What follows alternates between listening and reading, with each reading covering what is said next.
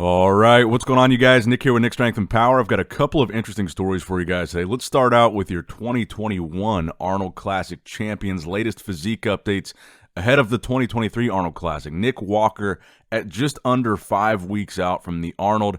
Right now, the on-paper favorite to win the show.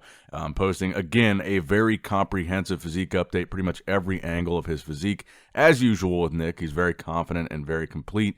When it comes to these updates, you get a most muscular, you get two most musculars, a side chest, a back double bicep, a front relaxed, and a side tricep. And his caption on this post was, "New week, same goals, two-time champ is the only thing on my mind." And he says his body weight at this point is 263 pounds. And I'm going to say what I've been saying every time we've seen an update from Nick.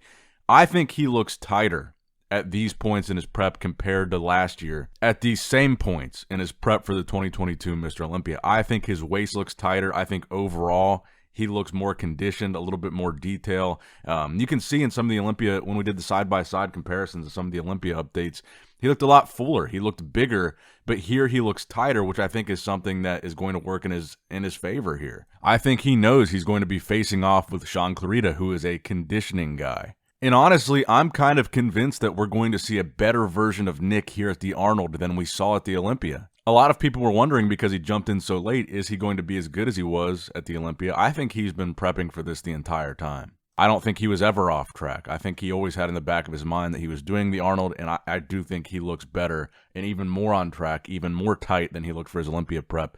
And I think he's really going to impress people at this year's Arnold Classic, and I still think he is the favorite to win. And right now, he would be my pick to win. But let me know what you guys think in the comment section below. Who's your pick to win the 2023 Arnold Classic based on everything that we've seen so far? All right, guys, today's video is sponsored by Morgan & Morgan Law Firm. Did you know that in 2020 there were over 5 million car crashes? That's more than 15,000 a day and 600 per hour. Those in an accident can be entitled to more than you think. And that's where Morgan & Morgan comes into play. When you're injured, you deserve compensation, and the size of your law firm matters. Morgan & Morgan is America's largest injury law firm with over 800 lawyers and 100 offices nationwide. The best part is Morgan & Morgan's fee is completely free unless they win your case. Over 3 million people trust Morgan & Morgan, and getting started is easy. You can check out the link in the comment section below for more information. Now, let's switch gears a little bit from the Arnold Classic. We will get back to it here in a minute with some updates from some of the other competitors, but I want to talk about the Olympia a little bit. Big Ramy has still been a topic of conversation. And as you guys know, Big Ramy is looking for some redemption by competing in the 2023 Arnold Classic. But one topic of conversation that I saw 2 videos on this past weekend was, why was Big Ramy on the end of the Olympia call out the entire time? This is still something that a lot of people are talking about, and I think it's an interesting conversation. So I'm going to play both clips for you guys. One is going to be a clip from Zach Kahn, who's a pro bodybuilder, speaking on the MD YouTube channel, where he says that he thinks Big Ramy should have gotten a more fair chance to defend his title and a better comparison. Even though he thinks Hadi Choopan deserved to win, he thinks that Ramy should have been compared more heavily against those guys in the center to confirm that he did in fact lose and that he was in fact not going to retain his title. And Zach also argues there that every other Mr. Olympia that has lost their title in the past, Phil Heath is a good example that he gives, was given the opportunity to battle it out with the guys that were going to beat him. He also gives the example of Ronnie Coleman, and I think that Zach makes a fair point here. Now, the other clip that I'm going to play is a clip from Tarek El Gundi, who is an IFBB judge, and he runs the Olympia TV YouTube channel, which is basically the official channel representing the Mr. Olympia competition. And he essentially says, we knew from the second Ramy walked out for his individual routine, he wasn't in the conversation, and there was no need to compare him, and that's why he was off to the side and never in the middle. So here's both those clips right now. Yep. What the shit thing about it is, you know yourself, when you are a champion the previous year, everybody should get a chance to knock the champion off. And I felt that they kept Ramy on one side and didn't allow him to pause next to the people who should have beaten him. Right. You know, okay. They didn't give him enough chances to pause with Hadi, Nick, Derek, Samson. Like, you know what I mean? The previous years, Phil got a chance to pause and lose his title properly. Everybody got a chance to lose their title honorably. Ronnie Coleman did the same. Jay Cutler happened to the same. He got knocked down. They paused him with everybody so you could fucking see. You know what I mean? And compare it. It's like, I don't understand how you can have a reigning champion not be compared to the guys in the top 5 and not be put in your position. Like, put him in the middle first, compare him with Hany, Derek first, and they say, okay, you know what? They're better than him. So move him to the outside now. So start bringing the people in, start moving him to the edge. Then everybody would have known he is in fucking fifth place. We don't need to see Hany Rambod being compared with the guy that placed 16th place to realize that Hany is a superior bodybuilder. And as Ramy came in for his individual, we clearly realized that there were competitors that had a better performance than him. Hence, he's going to be on one of the sides, and we're going to put the competitors that performed better than him on the individuals, such as Derek Lunsford, Hany Rambod, such as Nick Walker, in the center. And obviously, we're still comparing the guys from the side. We can bring them in, but Big Ramy never displayed a physique that, granted him to go in the center.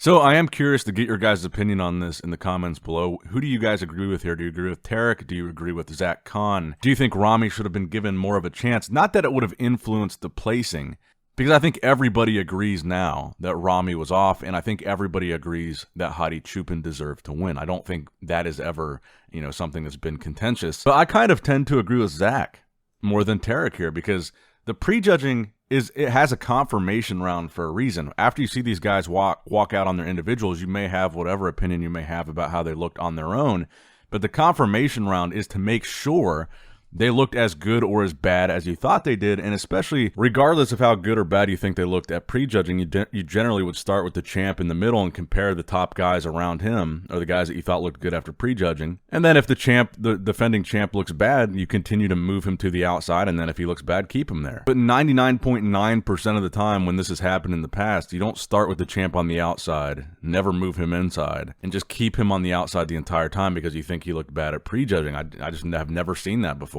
And I think a lot of bodybuilding fans and bodybuilders even have never seen that before, and kind of agree that he didn't get the opportunity to lose as gracefully as he could have. But like I said, does it really matter? Because I don't think it would have influenced or changed the result. I don't disagree with Ramy losing the title, and I don't disagree with Hany Rambod winning. I just still think the whole thing seemed odd. And Zach even went as far to say as he thinks social media influenced the judges and may have played a factor in why they treated Ramy the way they did. I actually don't believe that part of his statement. But let me know what you guys think in the comment section below about the whole Big Ramy being off to the side thing.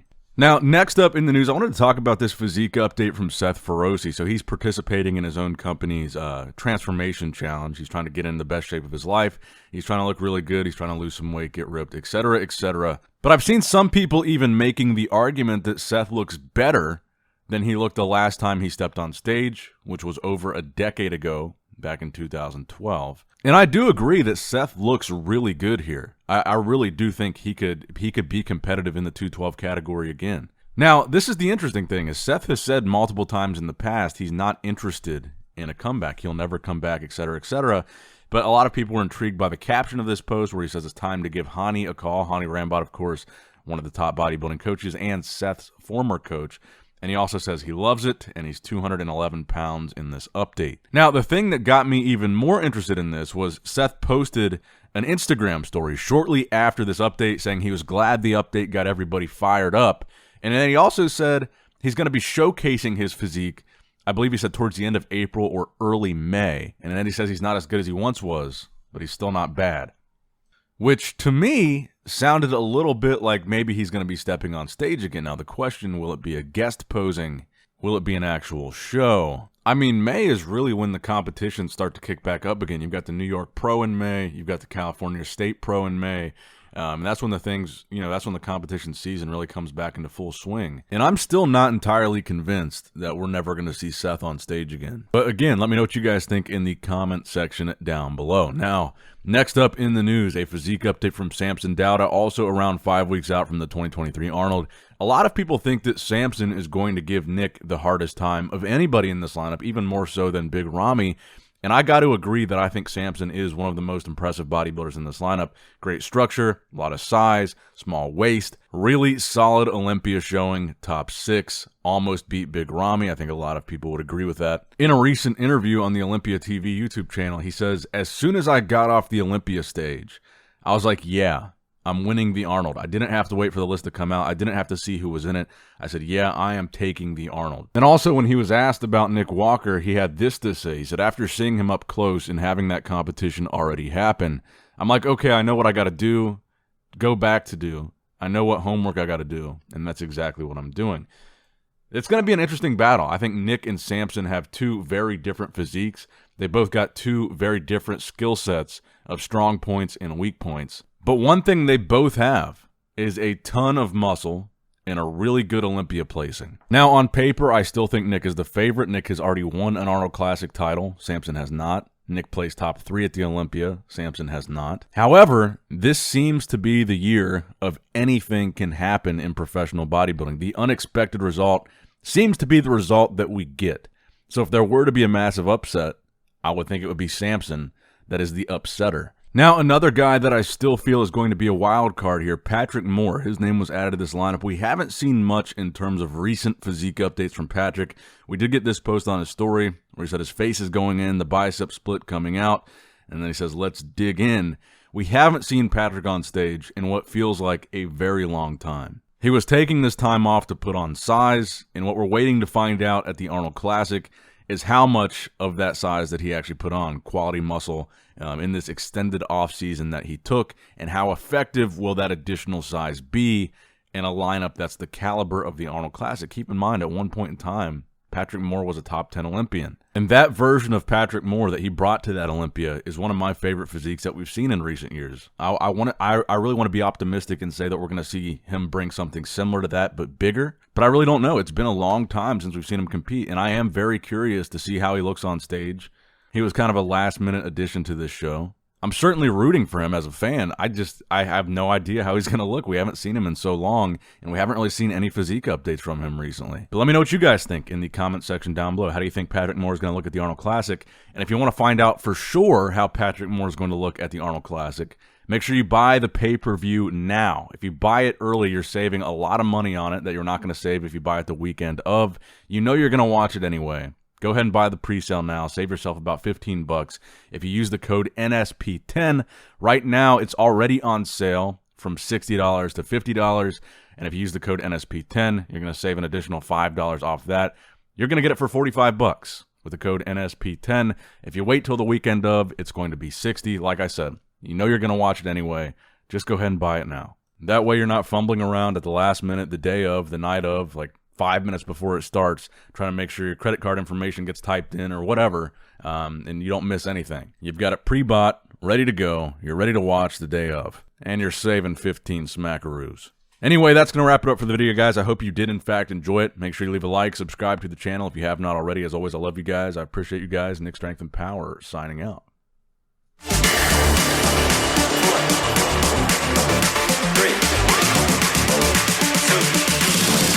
It's showtime.